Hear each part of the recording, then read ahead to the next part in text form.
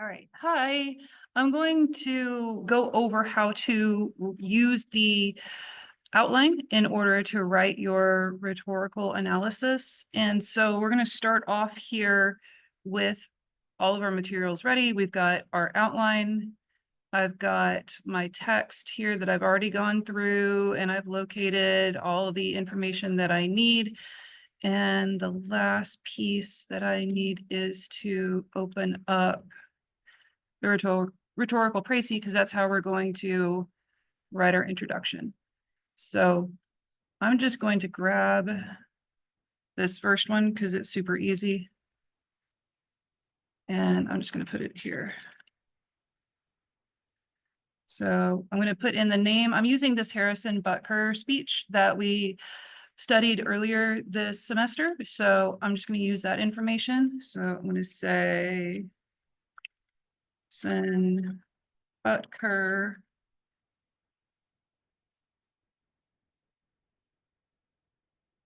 in his commencement speech. I already forgot what day it was on. It's like March.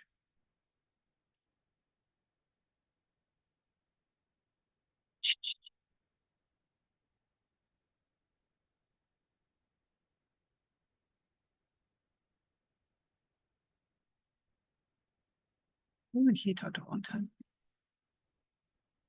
Was it May? May.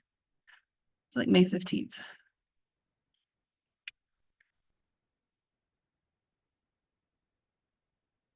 And so since this is a speech, it wasn't really published anywhere. The graduating class at Benedictine College. Yeah.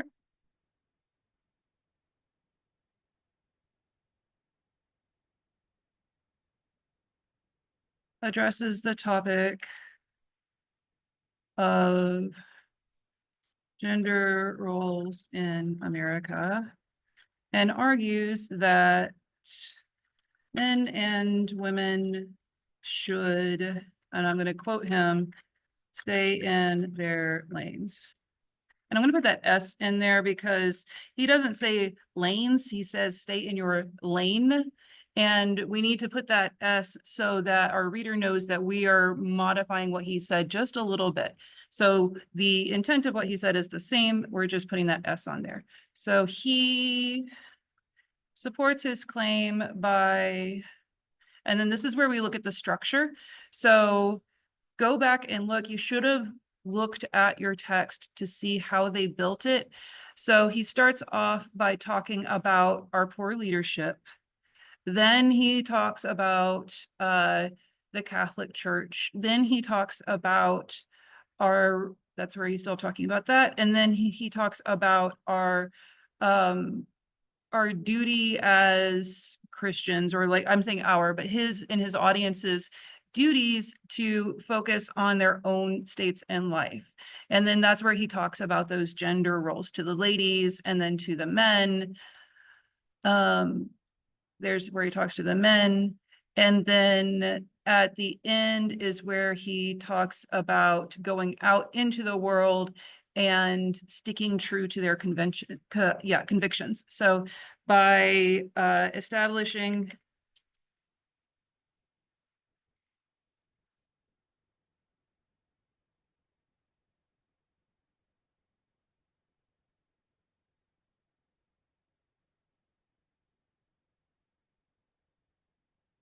see, like this is don't ever worry about your spelling. I'm not a good speller and I'm not a good typer. Have poor leadership. Then advising students to follow, I'm just going to say, follow the paths that God has laid out for them. And finally, encouraging them, well, I'll say everyone instead of them, to be unapologetic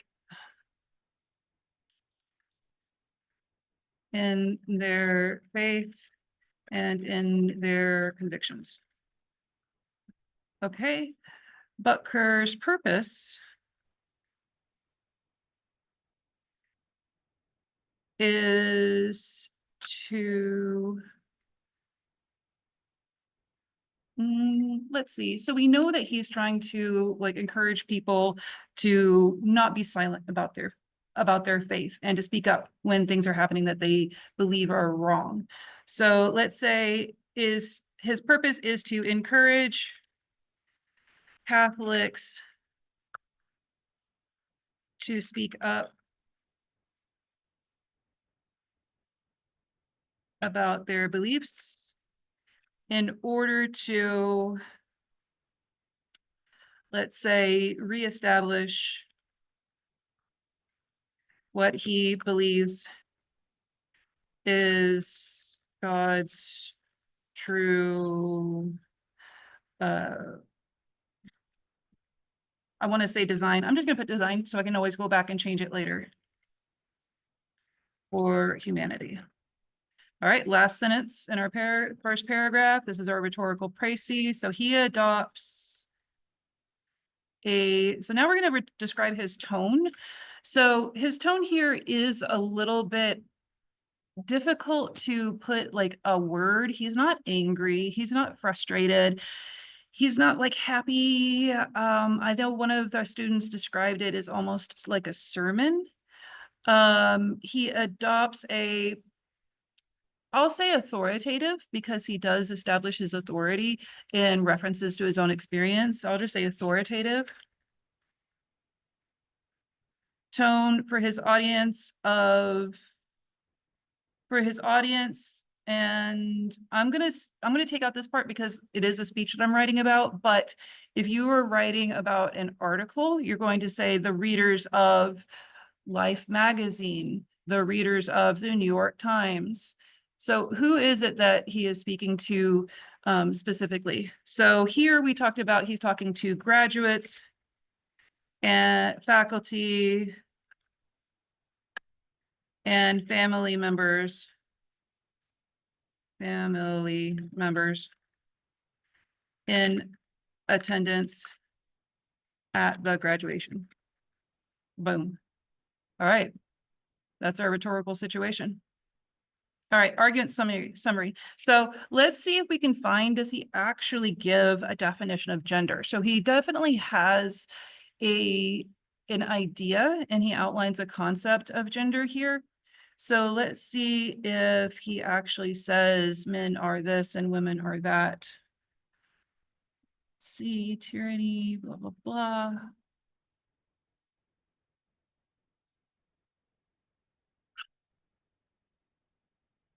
I think he says women's greatest vocation is motherhood.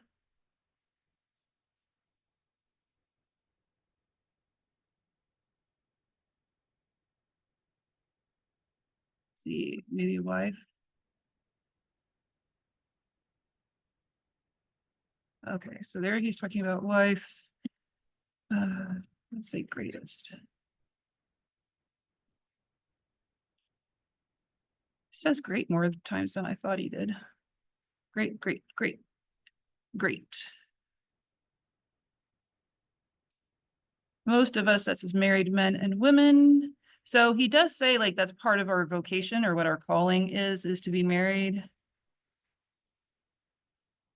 Great wars, great diseases. Church leaders leaned into their vocations. Great examples.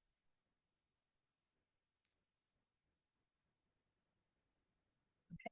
See, this is where it starts to get hard because I'm like, I know I saw something and now I have to go back and find it. Whoops.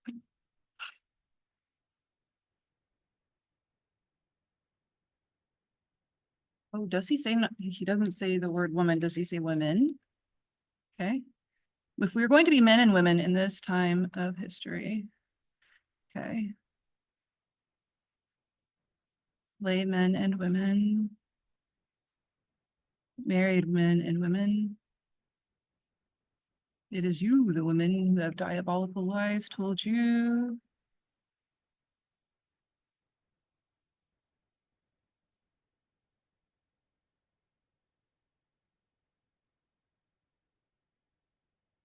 husband, father, and a man. Gentlemen here, as men, we set the tone. Men are not necessary. Okay, so he talks a lot about it. So he describes like what masculinity is. So this is going to be a little hard because he doesn't say a man is this, a woman is that. He describes attributes. And so I think this is something that we can use to help craft a definition since he doesn't directly give one. And I'm assuming that a lot of your text will also not give direct definitions. So let's see.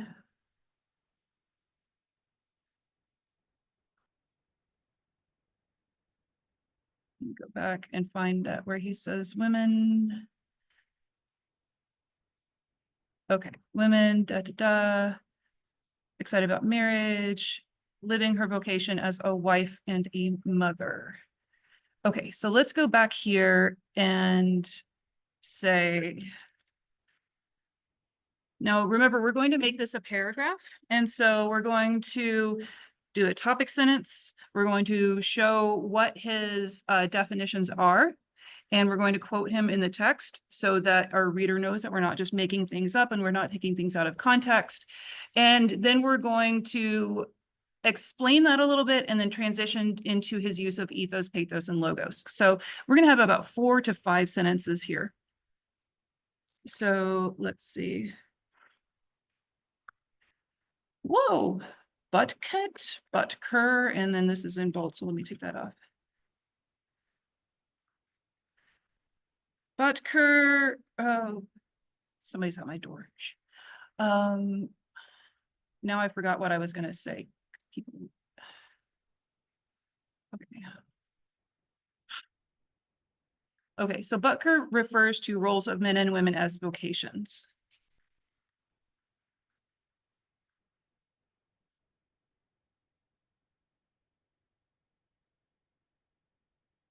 It is through these vocations and roles that we can see his definitions of what it means to be a man and what it means to be a woman. Women, he says, and now I'm going to pull a quote here.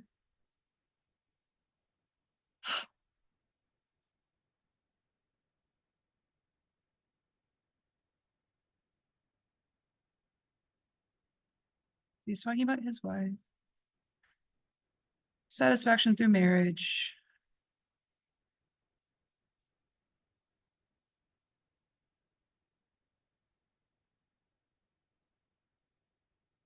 Okay, so I think I'm going to pull from here.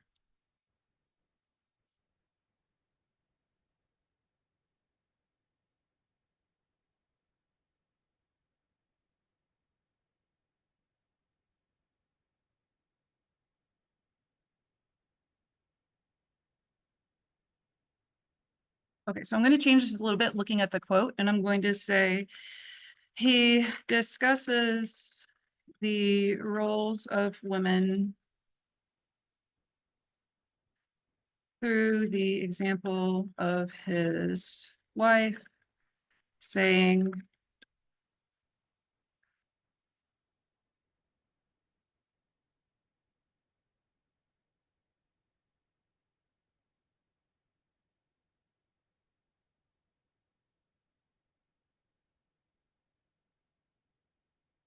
her life truly started when she began living her vocation as a wife and a mother. Now, we're going to explain that just a little bit, and we're going to call back to his other references to being a wife and a mother in here. So let's see where he uses wife. His beautiful wife, Isabel. Let's see, maybe wives. Did I spell that right? Husbands.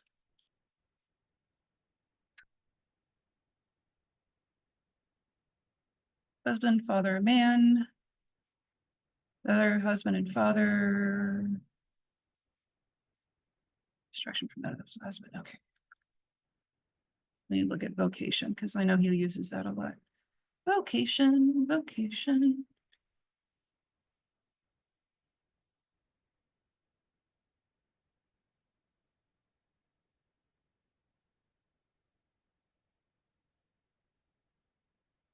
As married men and women. Okay, so I'm definitely going to use this quote to talk about how the genders work together in his worldview. So I'm going to go ahead and pull this, even though I'm not going to quite talk about it yet, just because I don't want to have to go back and search for it. And I'm also going to clear the formatting out of it. That's going to erase all the highlighting and italics and all that stuff. So I'm definitely going to use that, but I'm going to wait because I'm still looking for like other times that he says like mother. Focusing on my own, better father, better husband, focusing on my vocation. Stay in your lane. Okay, so now I'm back where I started. Okay. Now I'm just going to paraphrase. And since I can't find an exact quote for what I'm looking for, let's say he frequently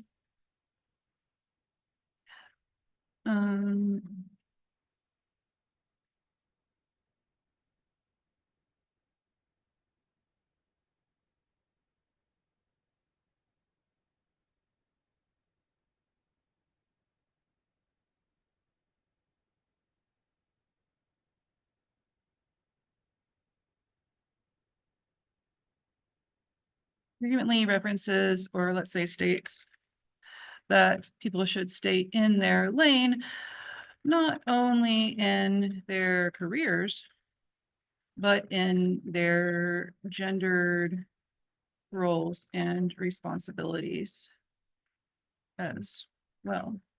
This is true when he describes the roles of men. Told you I'm not a good speller. Okay, vocation, husband. Okay, let's go back to the part where he says gentlemen.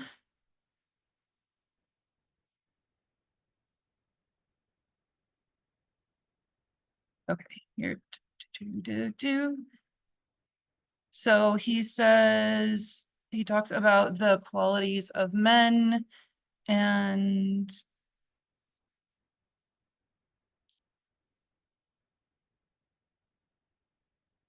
I'm going to use this one right here.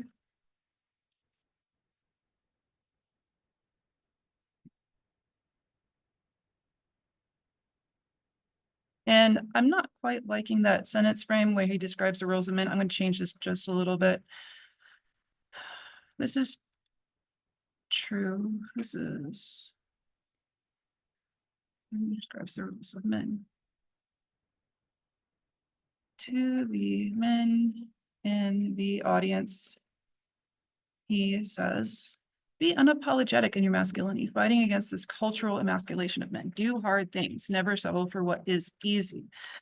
In this call to action, he implies that men are the ones who do difficult things and don't settle for less.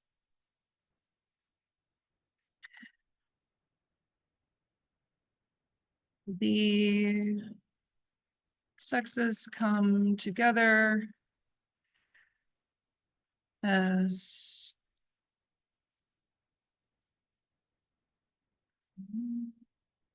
come together. Okay, let me say this differently. So his definition of genders merge in the institution of marriage. Oh my God. Which he identifies as the primary vocation. And I'm just gonna put that there as married men and women. In these descriptions, and I'm just gonna say which we will delve into more detail further on.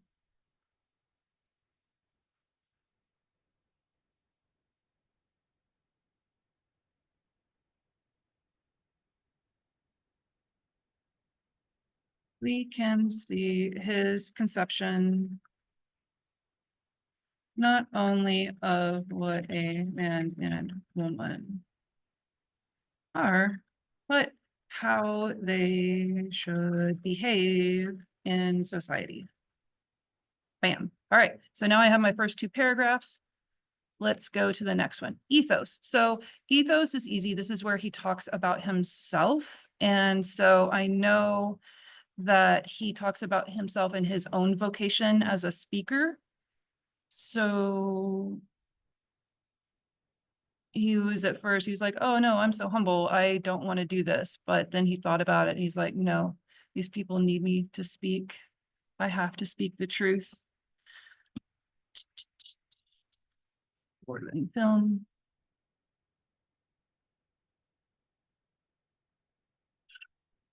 Then he uses these examples.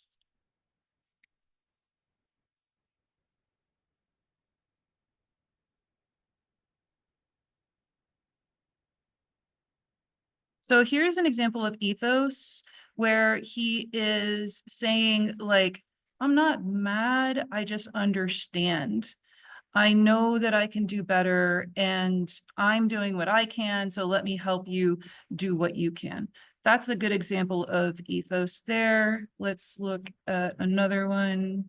Here's another example of ethos because he's like, I've seen how much happier women are when they're in the home and they're closer to God's will of having babies. And then this one is about his knowledge of what's going to happen once people start leading into their vocations. And then again, this one, iron sharpens iron. This one I think kind of goes back to his role as a football star.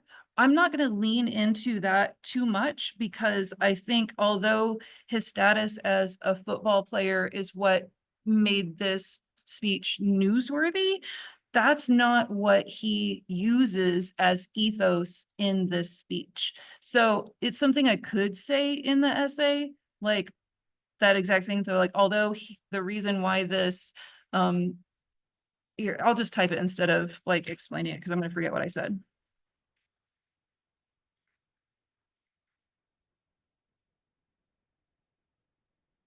Although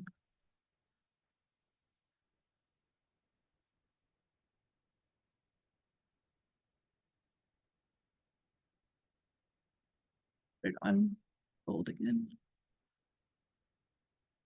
Really? There we go.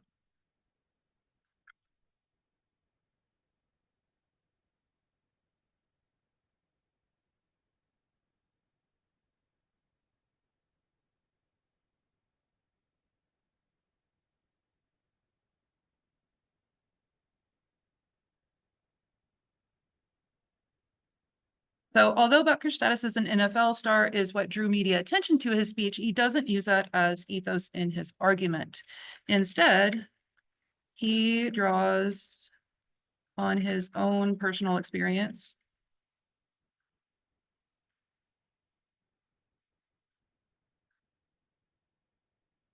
So first, let's see what he does.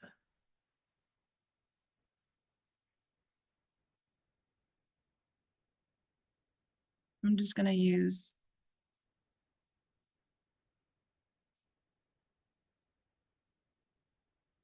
this one. And I think it's also important to give a little context around this because we don't want to just put the quote in isolation because we want people to understand that this is part of how he's building his argument. So as he is criticizing the church, he wants to say, like, I'm not angry about the church. I just know that, like, this is what has helped me. And I think that it will help in this other situation as well.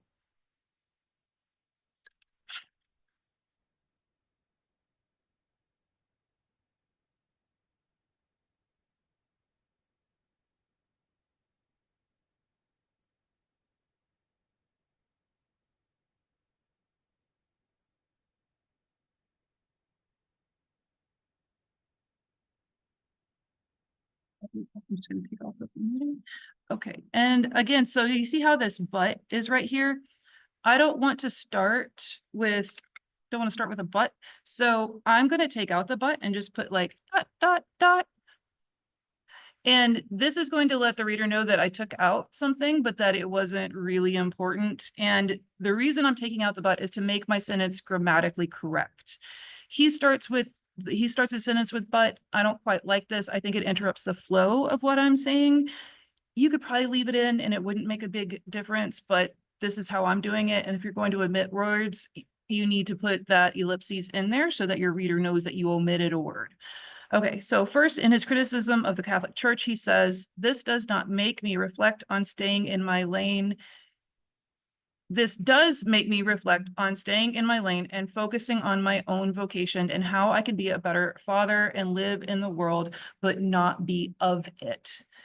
So he is saying that he sees his own struggles with staying in his lane.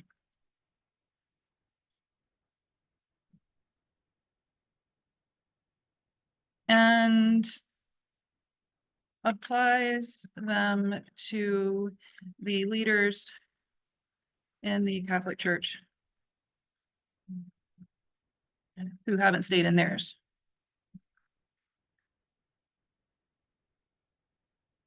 He believes that if they follow his example,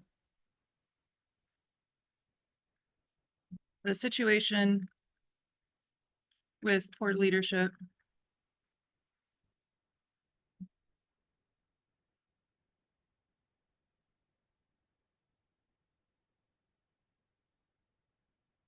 okay, so here's one example. Now I'm going to go back and look at another. I think he says something about an introvert. Okay, so I speak from experience as an introvert. So in this one, he's talking about following God's calling for you, even if it's not something you think you want to do. So we'll say later in his speech, Butker discusses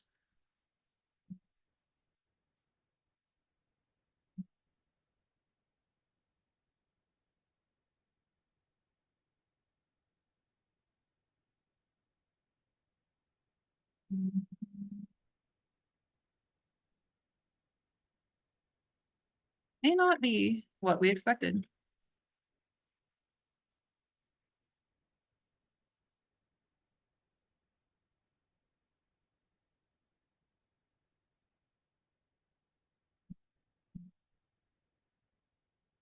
He is establishing his authority as a person who had to adjust.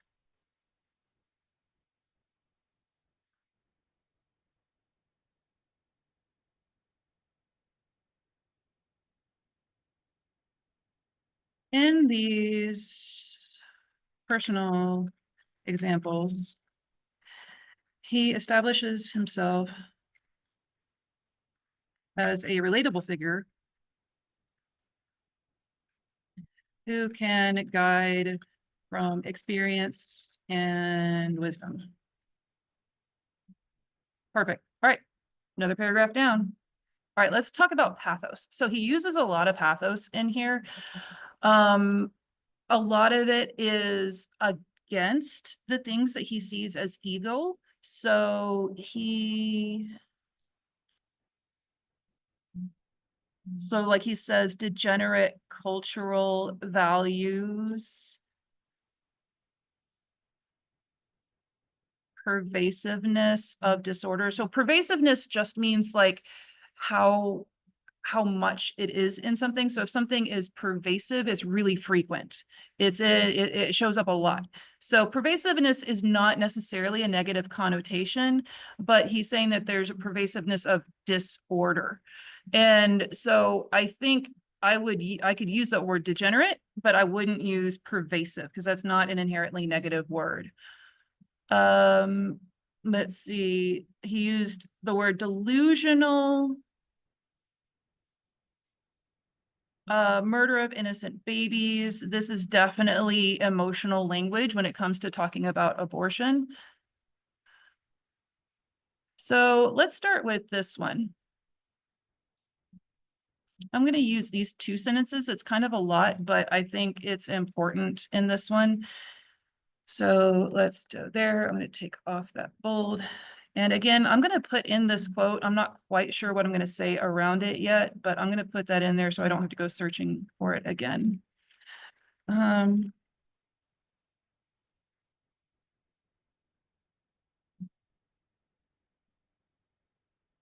I'll say foundation.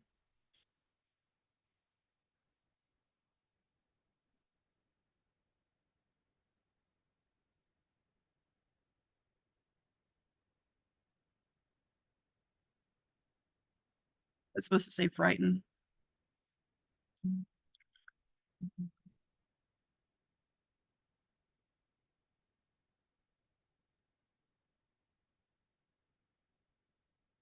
Then President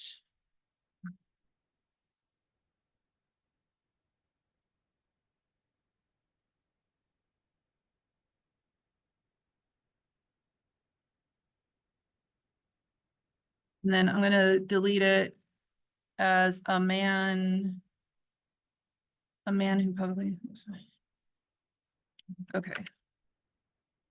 And then also I have to take out that link. We don't want that in there.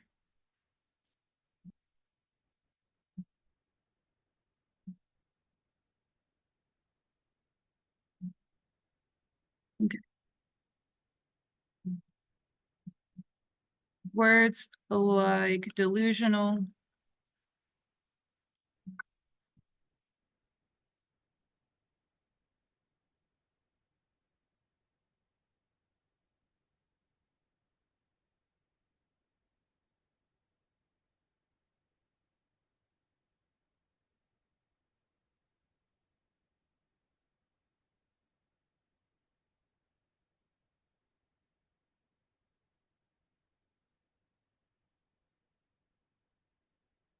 that Biden is fundamentally mistaken in his understanding of his own faith, that he has deceived himself. The words murder of innocent babies is a common one. A common phrase used to describe abortion by pro-life groups and individuals. The phrase conjures images of bloodied, murdered infants and is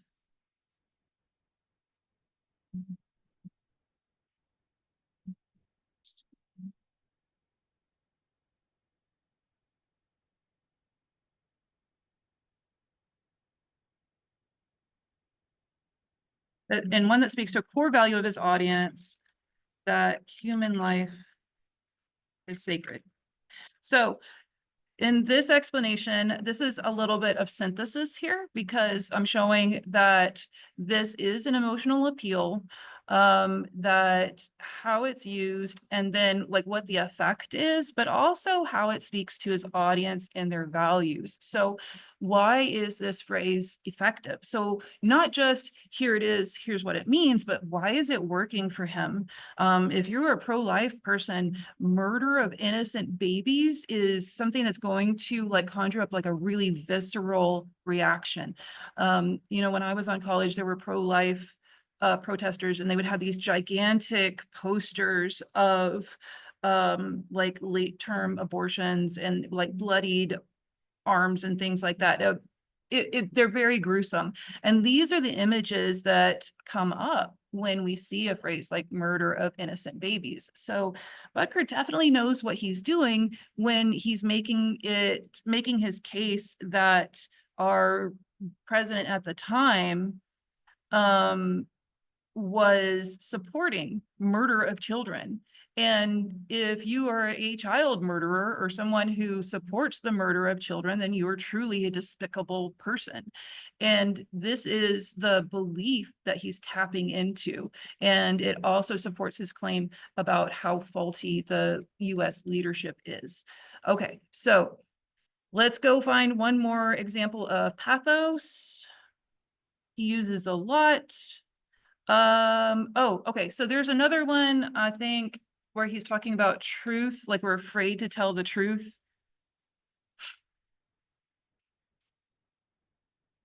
Okay. So I'm just going to use this, even though this is really interesting because this is the only lie, like verifiable lie that I found. He gives a lot of opinions, and remember, opinions are not facts, so you can't fact check an opinion, okay? So even though you might agree or disagree with him, you can't say, yes, it is true that, you should lean into your vocation. That's an opinion, right? But if he says Congress just passed a bill where stating something as basic as biblical teaching of who killed Jesus could land you in jail, that's a lie. So at best, he is mistaken. At worst, he's lying. So even though this is super interesting and I would love to be able to talk about it, it's not within the scope of this essay right now. So I'm not going to leave it in. So I'm just going to take this quote about fearing to speak the truth. And again, I'm going to take out that formatting. And I'm going to make sure and I put that in quotes so I don't forget. Okay. Later.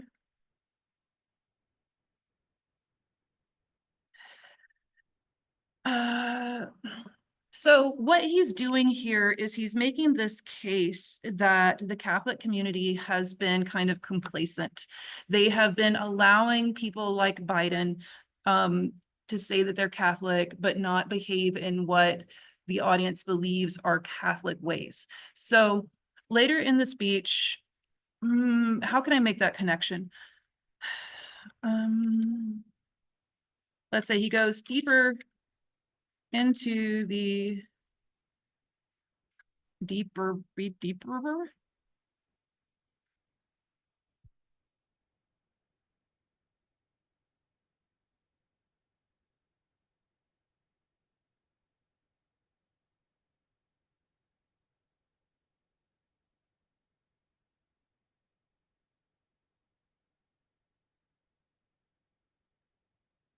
He speaks to why these people in power saying,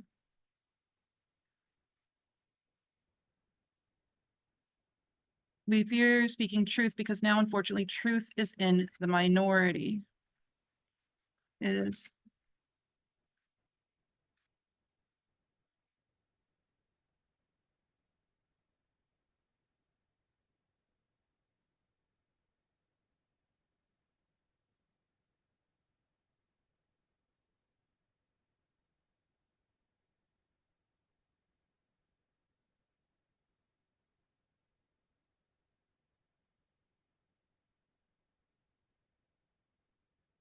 he say perverse? No, degenerate. I'm going to use this quote for degenerate cultural values. I'm going to take it a little bit out of order. And I think they can forgive me for this. By degenerate cultural values. Now, what I'm noticing is that he's using pathos here, pathos. I'm sorry, I'm going to say it different ways. He's using this to get these strong feelings. However, we need to bring it back to our topic, which is gender in America. So now, before I move on, I want to make sure that I'm talking about what these emotional appeals have to do with gender. So that human life is sacred. Let me add this in here because this will say something about women, that women are the bearers of, no, let's see, the women have a responsibility, obligation.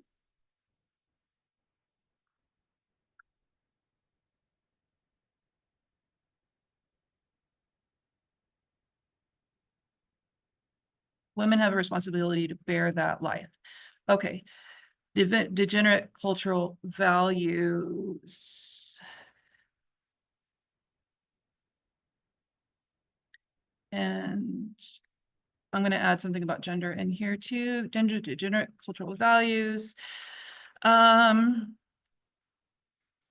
of which are,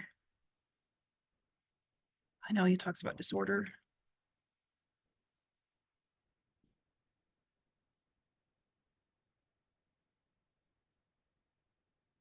Disorder.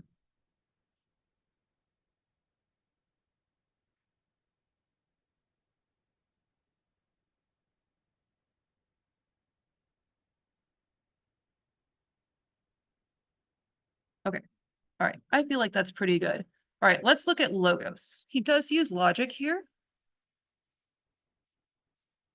So remember, this is logic, reasoning. So one of the ways that he uses it is he uses examples of saints.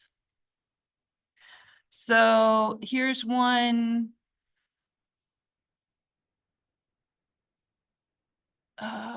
Where, let me go up here. Let me find the beginning of that story. Jose Maria.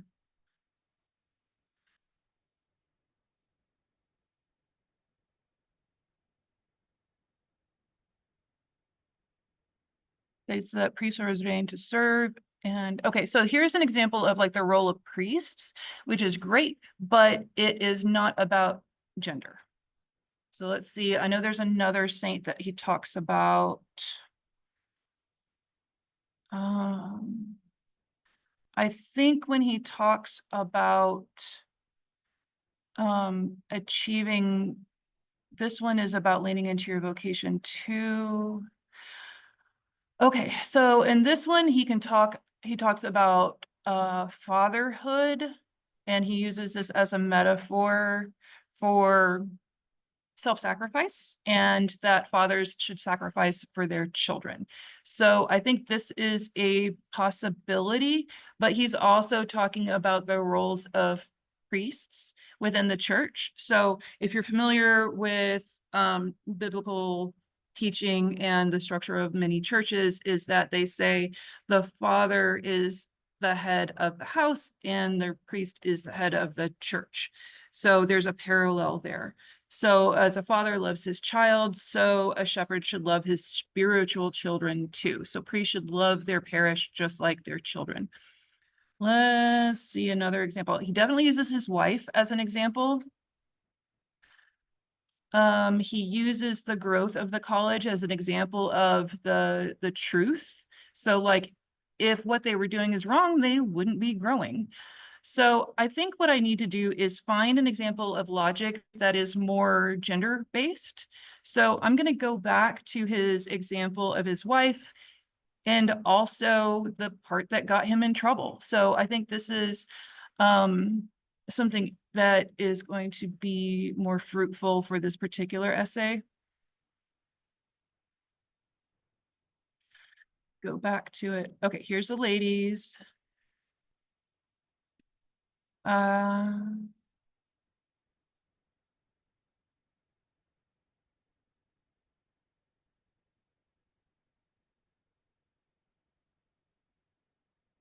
Okay, I think I'm going to use this part.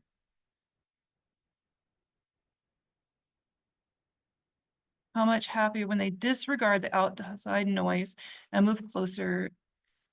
Okay, I'm going to use this. This is a little bit long, but I'm going to see how it can work.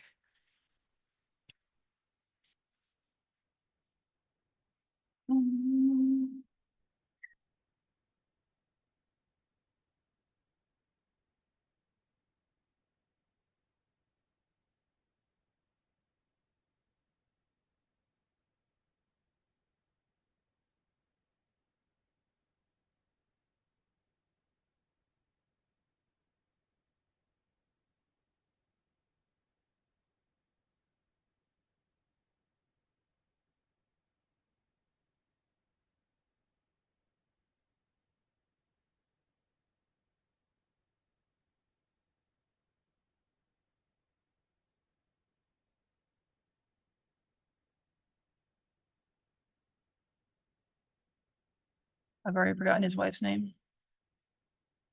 Isabel. Oh, it's a pretty name.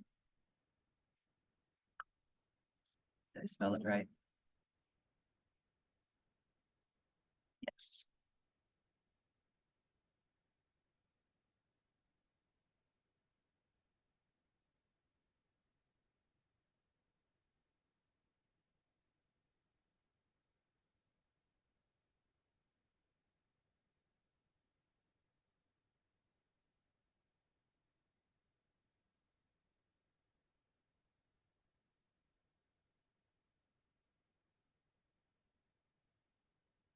And the model.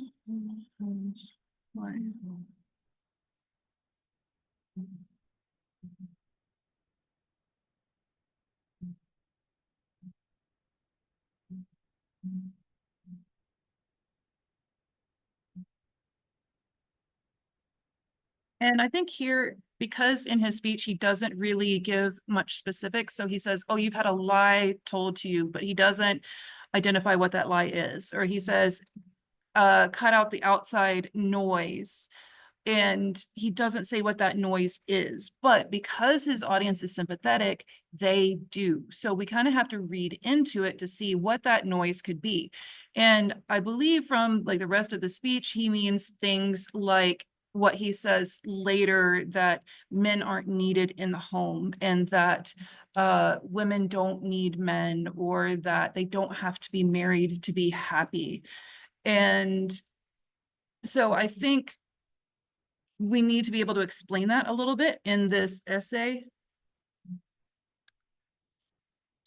Noise, disregarding outside noise such as messaging.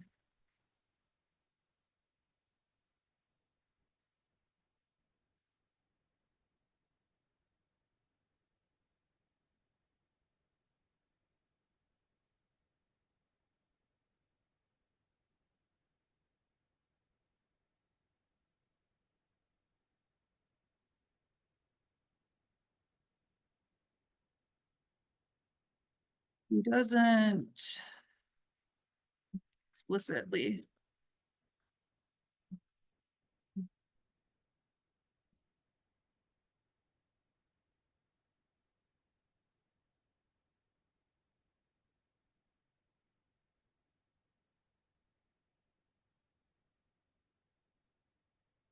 I think I'm going to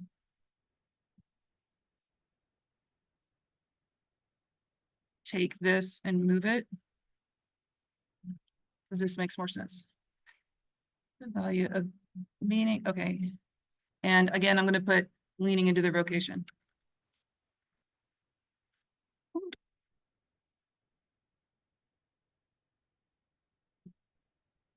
He doesn't explicitly define noise. However, his sympathetic audience would understand it as things like messaging that women don't need to be married or to be happy, or that they should have careers as children.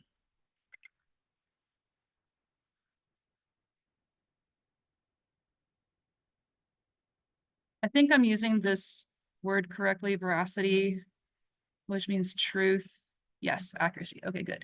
It's always good to double check the veracity of his message is. So let's see what another example he uses.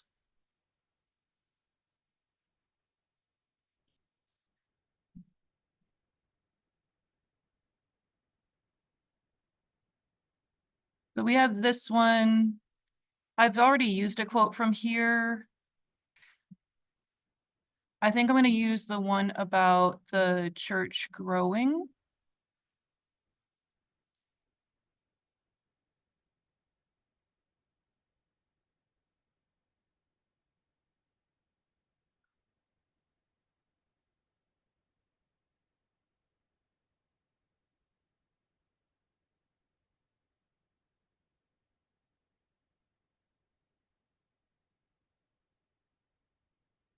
Let me use this one.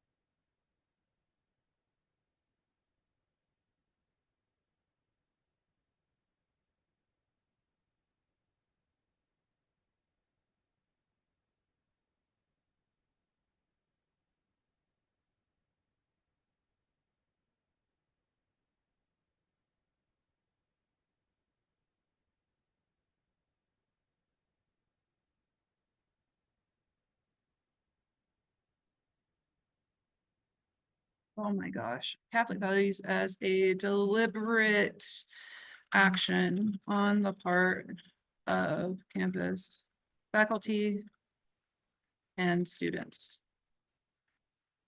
They have embraced the gendered roles that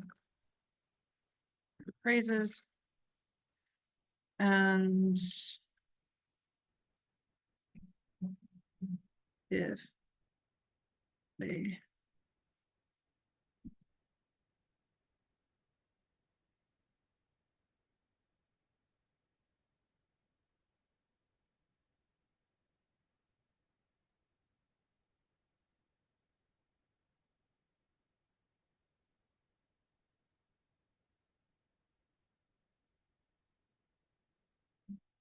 Okay, all right. So now we get to the last part, which is the most difficult part, in which we synthesize or we put all together what the appeals are. So now we're going to talk about how he mixes it all together. So he talks about a lot of things in this speech. And so it's kind of easy to get lost in what he's saying when he's talking about priests and when he's talking about sacrifice and he's talking about cultural values, but what it all paints is this picture of a society that is mixed up and confused.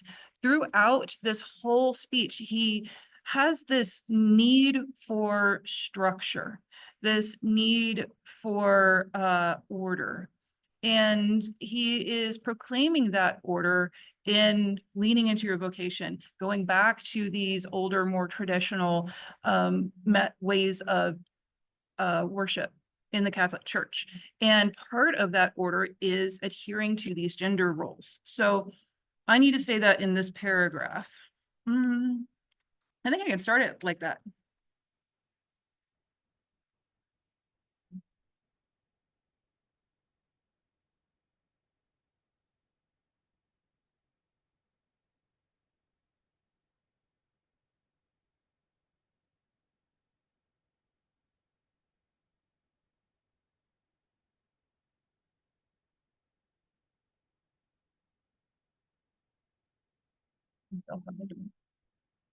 Okay, I'm going to use this one.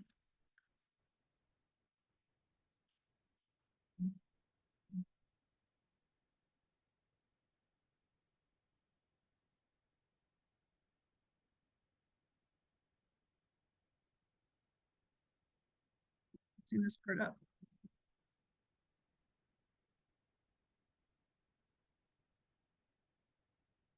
I'm gonna have to pause this for just a second. Hold on.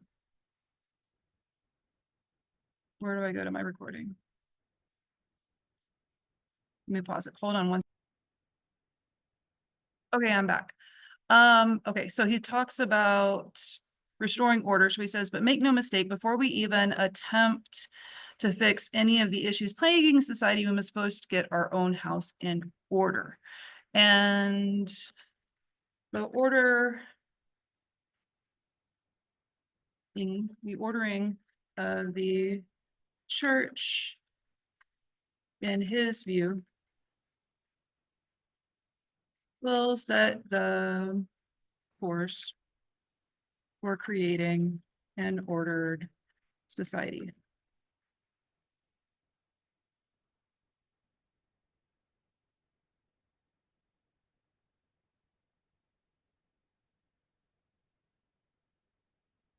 And I think I need to be church in capital letters because I think that's how they do it when they talk about Catholicism.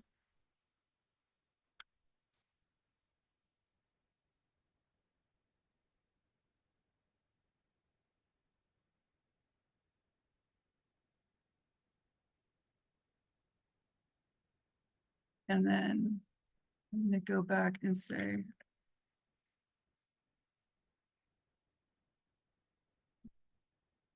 so he talks about bishops as being fathers, or as a father loved his child, so should a shepherd love his children too.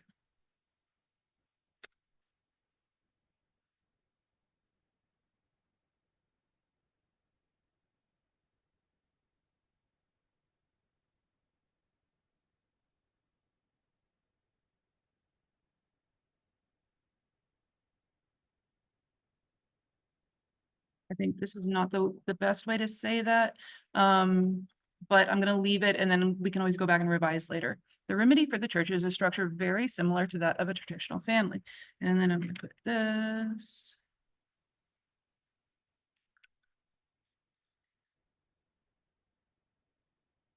He quotes this Bible passage, but he doesn't say where it's from, and I don't know enough of the Bible to tell you.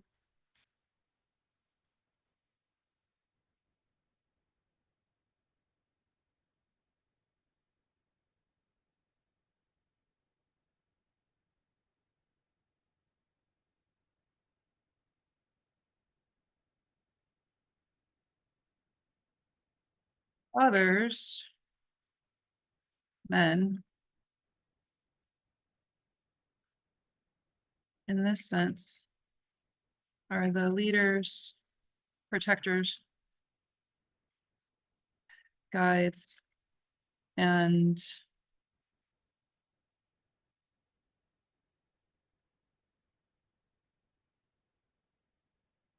I like that word love.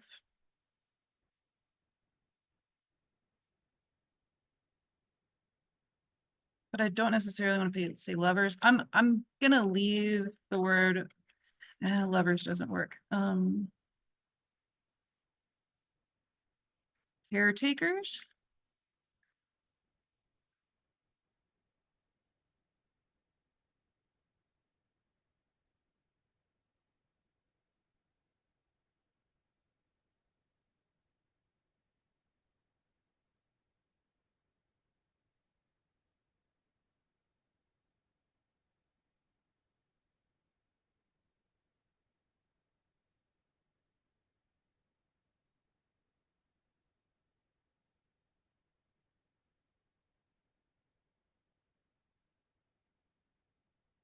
And so for women, this is again where he talks about his wife Isabel. He talks about her being the educator. She is the family organizer. She understands him the best. So she keeps him in his lane. So let's see how we can put this in here.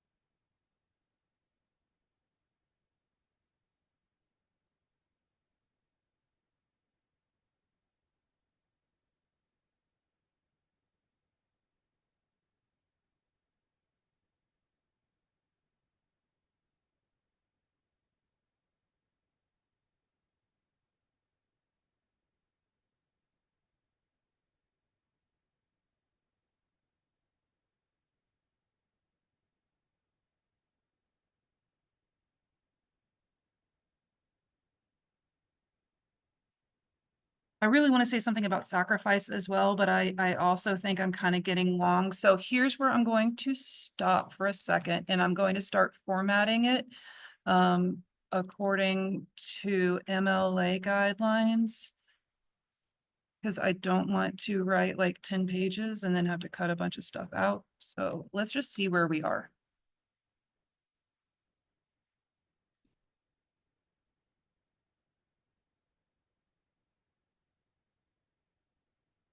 And I realize like I haven't really finished it, but that's okay. I'm going to get there. Let's see, double space. I've got 12-point font. Let me see how many pages. Ooh, 5 pages. All right, sweet. Let's see. Oh, and I just have a little bit. Okay, I can add some more here. Ha, I know that you guys were like, more. Okay, so able to follow his vocation. Now I'm going to add another paragraph. So I'm going to go back to the original reason why we're talking about this. Harrison, I want to call him by his last name.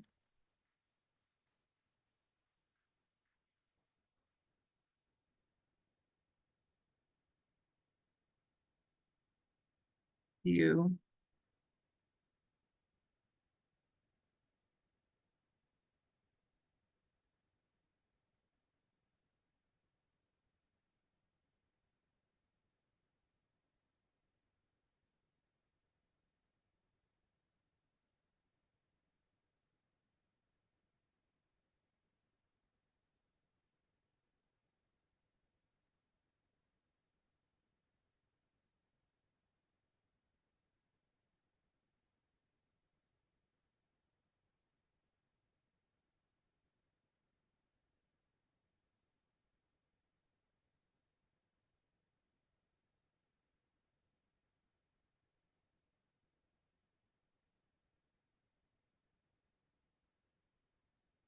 Different one.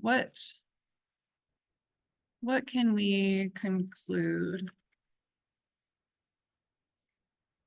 about the men?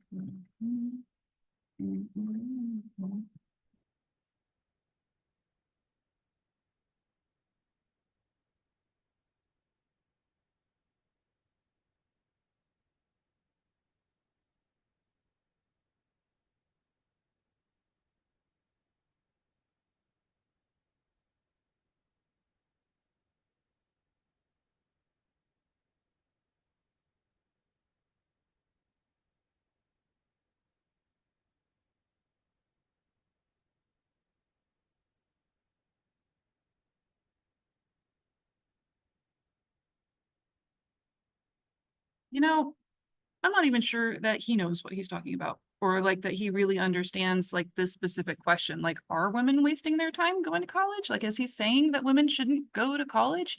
I don't think he actually says that. And I also don't know, like, I don't get a sense from this speech that he would believe that. I think he's saying that most people are going to be husbands and wives, and that there's different roles within that. And it seems like the male role has more room for education and growth out in the world than the female vocation of being a wife and mother, which is more centered in the home. And uh, where was that one? This is the one I still can't find.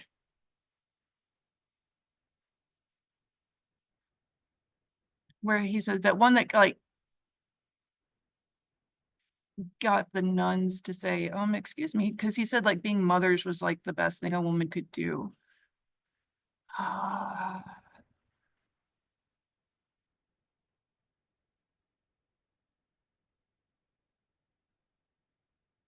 This is another part where he was kind of vague, and I feel like his audience had ideas about what he was saying, but he's not really saying it, pretending that the things we see around us are normal.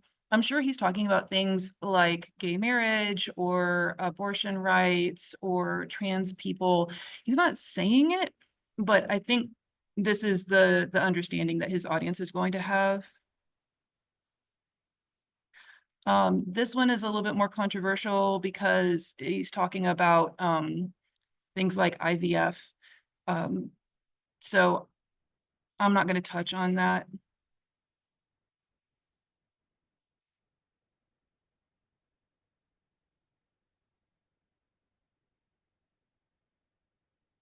Traditional Latin Mass, that's fine.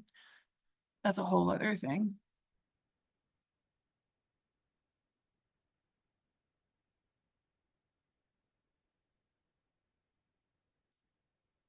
This is actually good advice. So if your friend group is filled with people who only think about what you're doing next weekend and are not willing to have those difficult conversations, how can they really sharpen you?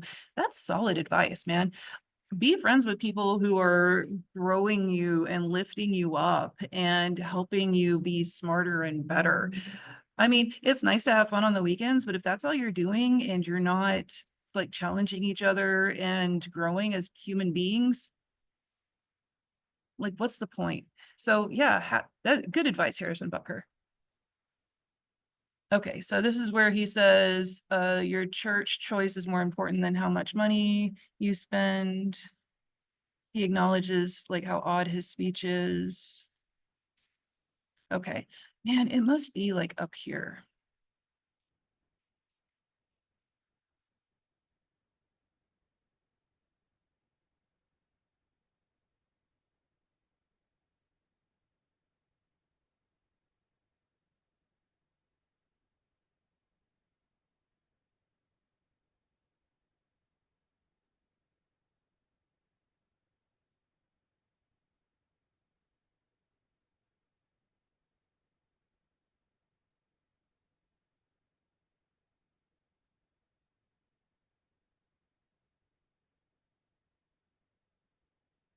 All right, I'm not gonna find it till I'm done with this. I like as kind of like a summarizing quote, I like this one because number one, he has both of his key phrases in here, vocation and staying in your lane, but he also directly says like this is basically his claim that by following these rules, you are going to be happy.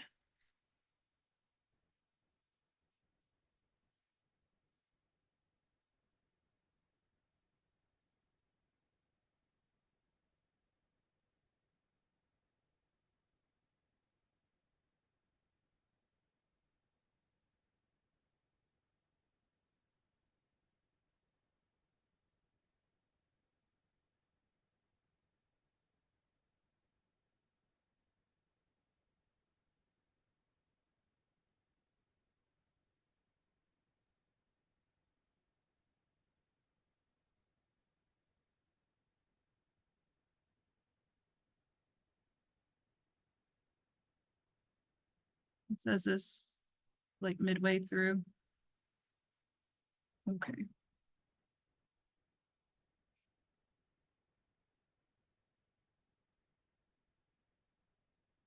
Okay. Yeah. So he says that about midway through. Okay. So let's see how are we going to integrate this in here.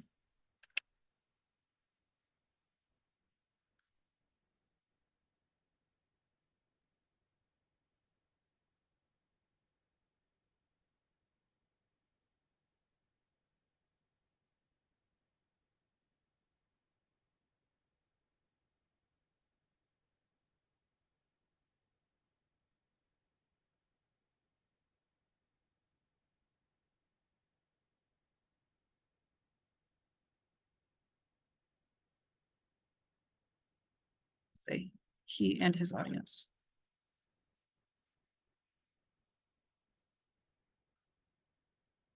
Does he say will of God? No. What does he say? God's church. Talents. God's will. Okay, he does say God's will. Oh, will of God. Following. I'll just change that to God's will.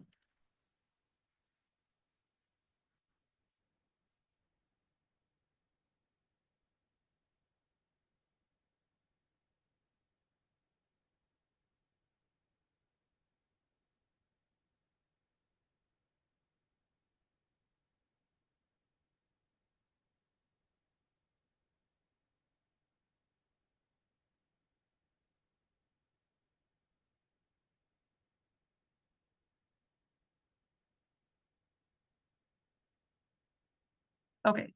It's a little weird to end on a quote, but I am going to end it there. So this is where you would now go through. We banged out a rough draft. Now you're going to go through. You're going to read it out loud. Yeah, you're going to read it out loud. You're going to see if it all makes sense. One thing that you can do is like here, he uses logos most of all. Look, see, I have all kinds of spelling and grammar. This is actually like in his quote, so you got to leave that. But like I could move this whole paragraph and make it last. Oh, I guess it is last. So he talks about ethos, pathos, logos. Okay, so make sure that like the most impactful use of rhetorical devices is last. So he uses, oh, examples. Oh, it's the fear, pathos is the one that he uses. So I'm going to move this one. That's what I was thinking. So I'm going to move that one. And we're going to make that last. So as you read it again, ooh, there's the bell. As you read it again, you might see things like, I really don't know if I'm talking about gender enough. Like that's the thing that I think maybe this version isn't doing enough, but that's a feeling I have. I'm going to go back and read it and see, am I talking about gender enough? Maybe I'm talking about it more than what I thought. And like, that's 5 pages. So I might add more just to make sure that we're talking about gender. I just put 2 examples of each. You can do more. Okay, it doesn't have to be just 5. And remember, you want to cite your source. So I'm going to go to my bib and I'm going to use this one.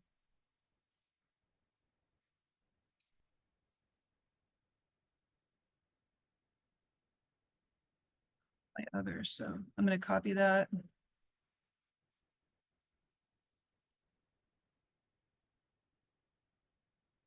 Then I'm going to put it over here. Remember your works cited